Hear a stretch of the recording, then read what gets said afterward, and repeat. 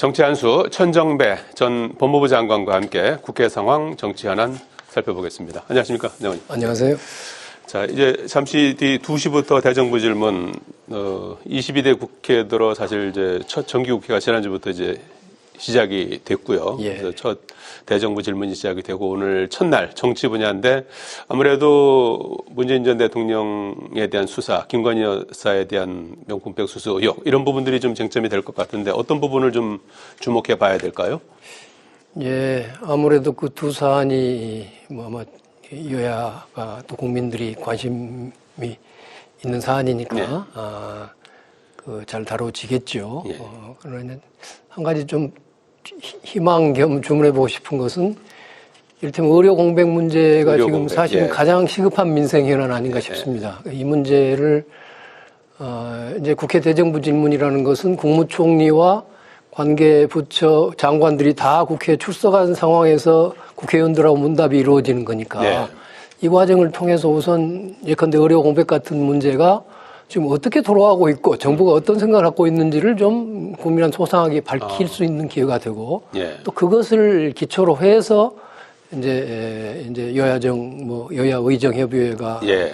작동이 되면서 이 문제가 좀 예. 합리적으로 해결되는 예. 그런 계기가 됐으면 좋겠습니다. 예, 지금 상황이 어떻고 어떤 보관을 갖고 있는지 이런 부분들을 좀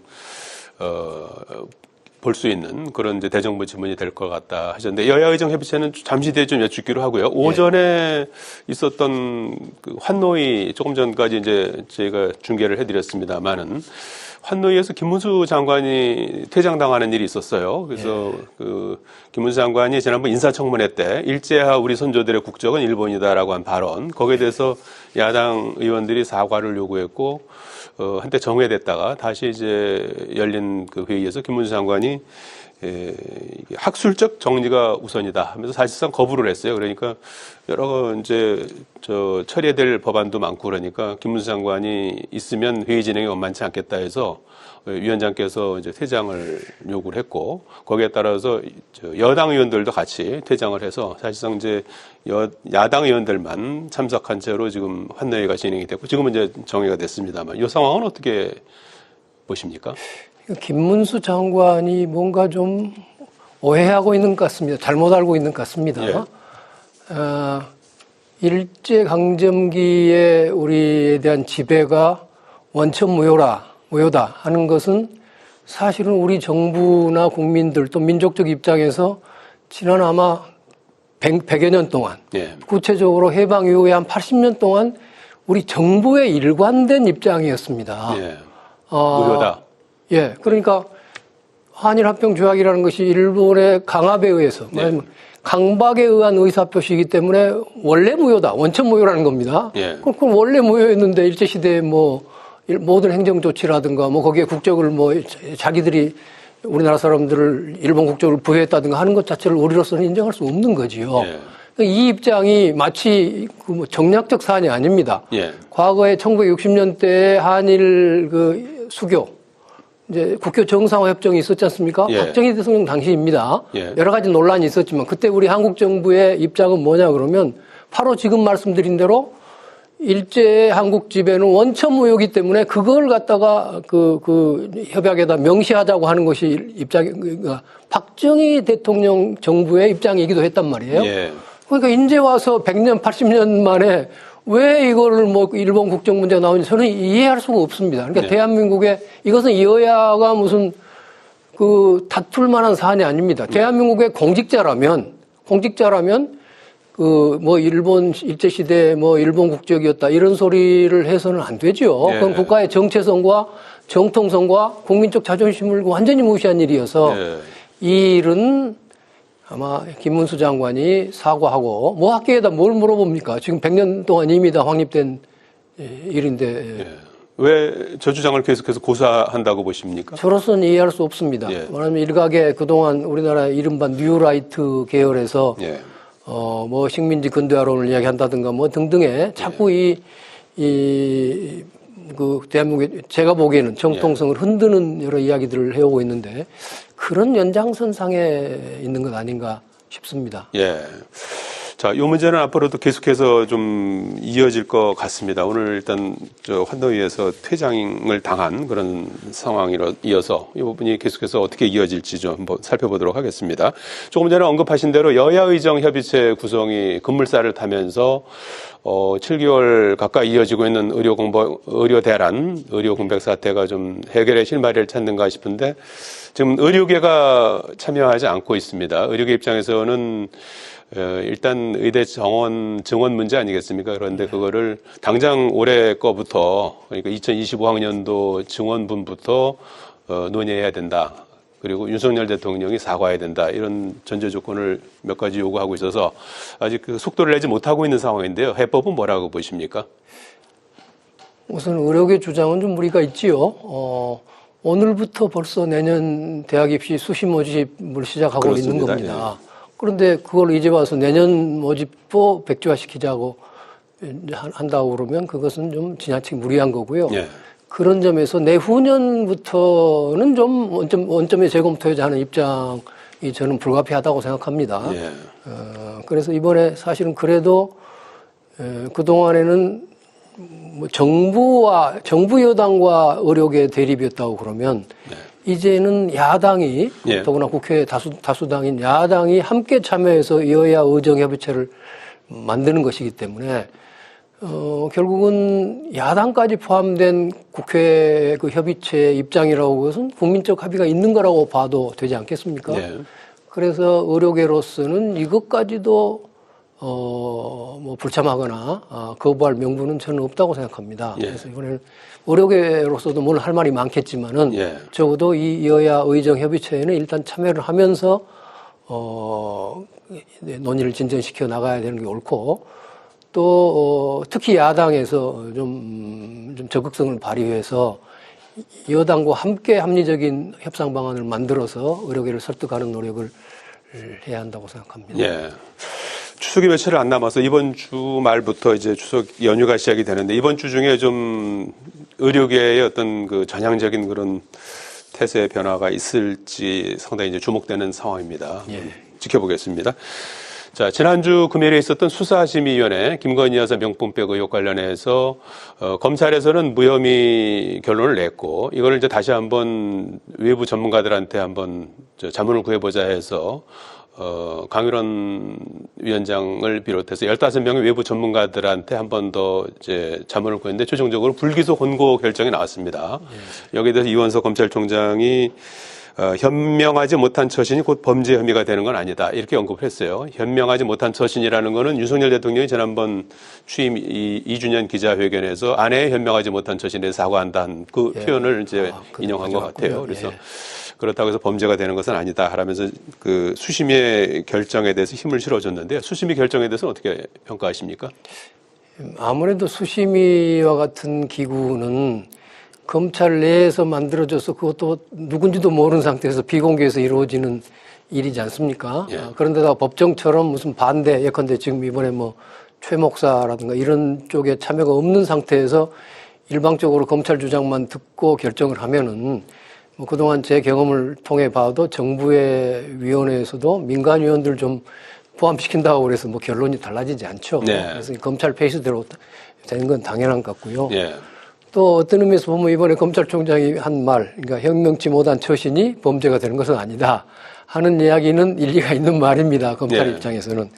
그렇지만은 우선 그 명품백 사건 자체는 법률적으로는 매우 간단한 사건입니다. 예. 뭐 복잡한 일이 아니지 않습니까? 예. 그러면 이게 검찰이 제대로 하려고 했다고 그러면 사건이 발생하자마자 수사를 신속하게 했어야 마땅하고 그런데 지금 검찰총장 임기 며칠을 남기고 지금 몇 년까지 아닙니까? 하여튼 예. 상당한 1년 이상 끌어온 사건을 인재사 결정을 하겠다고 나선 것부터가 국민적 불신을 자초했고 또 김건희 여사를 소환 조사하는 게 마땅할 텐데 어쨌든 출장 조사를 한 것은 일반 국민의 입장에서 보면 이것은 특권을 인정해 준 것이기 때문에 이런 등등의 말하자면 현명치 못한 대처가 있었기 때문에 국민의 신뢰를 얻을 수가 없죠. 그래서 그 점은 검찰이 좀 반성하고 앞으로 이런 일이 없었으면 좋겠다는 생각이 듭니다.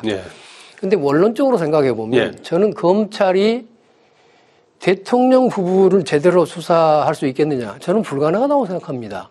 애시당초에. 그렇습니다. 검찰은 예컨대 인사권이 대통령한테 전적으로 있습니다. 예. 그러니까 평검사, 제일 그 계급이 낮은 초임 검사를 하더라도 너 어디 가서 무슨 직위에서 근무를 하는 것을 대통령이 인사를 합니다. 그런 공무원은 없습니다.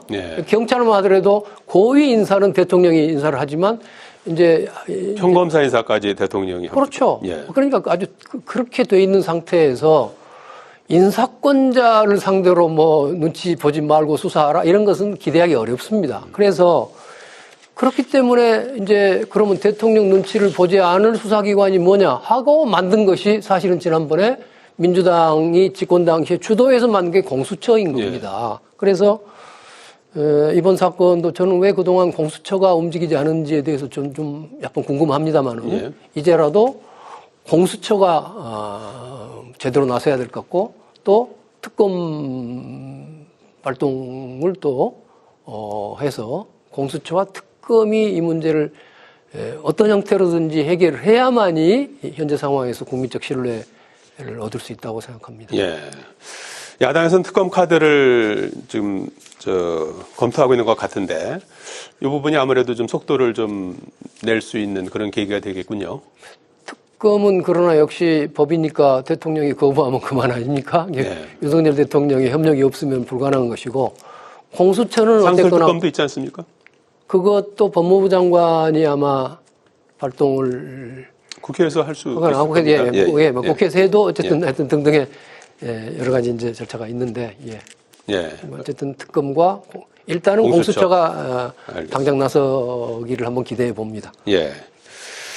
자, 어제 이재명 대표가 평산마을을 찾아서 문 전 대통령과 40분 정도 만났습니다. 두 분의 만남은 7개월 만이라고 하고요. 아마도 지난번 8.18 전당대회 이후 새로 짜여진 지도부, 이재명 대표는 이제 연임에 이제 들어갔고요. 그래서 인사차, 지난번 코로나 때문에 좀 미뤄졌던 이제 만남이 이제 이루어진 건데 지금 정치적 상황을 보면 이제 비명계 대선 주자들이 기지개를 켜고 있고 또 당내 비주류 세력과 이 대표의 이견도 좀 노출되는 그런 상황 아니겠습니까? 두 사람의 만남 어떤 의미가 있다고 보십니까? 우선 만남 자체는 통상적인 것 아니겠습니까? 이재명 대표가 자기 당 소속의 전직 대통령을 뭐 자주 만나서 또 인사도 하고 조언도 드려야 되고 이번에 특히 지도부가 새로 구성됐으니까 7개월 만에 인사하는 것은 뭐 그 뉴스거리가 아니라고 생각하고요. 다만 지금 문재인 대통령을 아주 피의자로 명시하는 수사가 검찰에서 이루어져 있기 때문에 이 민감한 시점에서 아마 두 분의 그 말씀이 검찰 개혁의 필요성을 공감하고 검찰 수사가 뭐 흉기가 되고 정치보복 수단이 되는 현실을 개탄한다 이런 말을 했다는 것으로 민주당이 발표를 했는데 아마 그 말이 특히 부각이 되는 것 같습니다. 검찰 수사에 대해서 이제 두 분이 이제 입장을 같이 했는데 특히 지금 문재인 전 대통령에 대한 검찰의 수사가 발빠르게 진행이 되고 있지 않습니까? 그 처가 특혜 의혹 수사와 관련해서 오늘 당장 그 전 청와대 행정관을 상대로 친인척 관리했던 그 행정관을 상대로 해서 공판전 증인신문을 진행할 예정이고 문 전 대통령에게도 출석을 통보했지만 불참할 거라고 하고요. 그래서 그 수사와 관련해서는 그 문재인 전 대통령에 대한 검찰 수사와 관련해서는 어떻게 평가하십니까? 그러니까 검찰에게 주어진 수사권 자체를 뭐 부인할 수는 없겠지요. 그러나 문제는 그 막강한 검찰권이 공정하게 형평에 맞게 또 인권을 존중하는 전제 위에서 이루어져야 한다는 것은 너무도 당연한 것 아니겠습니까? 지금 이루어지는 수사가 공정하다고 평가하십니까? 아니 이것 자체하고 볼 것이 아니라 문제는 일반적으로. 바로 지금 생각하는 김건희 여사의 명품백 사건 또 하나는 그 도이치모터스 주가 조작 혐의 뭐 이런 등등의 문제에 대해서는 지금 몇 년 동안 무슨 아무 수사를 않고 있고 굉장히 말하자면 헌칼 검찰이 날카로운 칼은 커녕 그 무딘 지금 칼로 신용만 하고 있는 것처럼 비춰지는데 이런 상황에서 상대 진영인 문 전 대통령에 대해서 뭐 추상 같은 수사를 한다면 그게 정치 탄압이라는 비난을 받을 수밖에 없지 않겠습니까? 그래서 저는 문 대통령에 대한 수사가 문제라기보다는 오히려 김건희 여사에 대한 수사 이런 것들이 유야무야 되는 것이 바로 문제고 그래서 이 점을 검찰이 잘 봐야 되고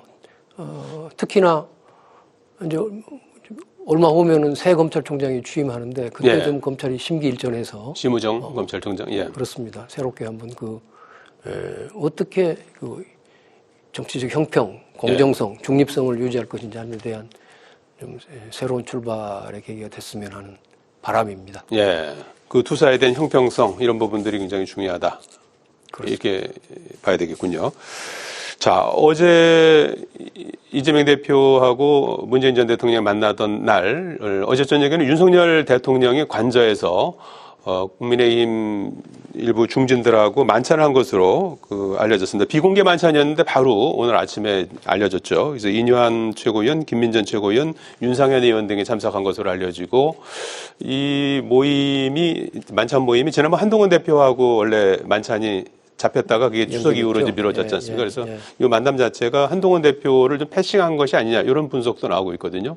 어떻게 평가하시는지? 자세한 내용이 알 수 없는 위치에 있습니다만은 그동안의 경과를 보면, 그러니까 지난 4월 총선 전에 한동훈 비대위원장 시절에 우리가 예상한 것과 달리 대통령과 한동훈 현 대표하고 사이의 관계가 극히 틀어졌지 않습니까? 그 후로 총선 때도 그랬고 총선 이후에 책임을 둘러싼 것, 그 다음에 또 대표 선거 과정에서 친윤 주자를 내세워서 한동훈을 떨어뜨리려고 한 등등 이런 것들을 보면은 아마 윤 대통령은 한 대표 체제를 인정하지 않고 당내에서 고사시키려는 지금 생각을 갖고 있는 것 같습니다. 근데 사실은 윤 대통령 당선에 상당한 기여를 했던 이준석 전 대표도 지금은 야당으로 내몰았고, 더구나 국회 거대 거센 거대 야당의 공격 앞에 놓여 있는데 자기 당의 여당의 대표조차도 이거를 도려내려고 한다고 그러면은 앞으로 윤 대통령의 앞길은 식물 대통령밖에 더 있겠습니까? 이 점에 대해서 역시 대통령이 좀 생각을 고쳐야 될 거 아닌가 하는 생각입니다. 알겠습니다. 자, 오늘 말씀 여기까지 듣겠습니다. 고맙습니다. 예, 감사합니다.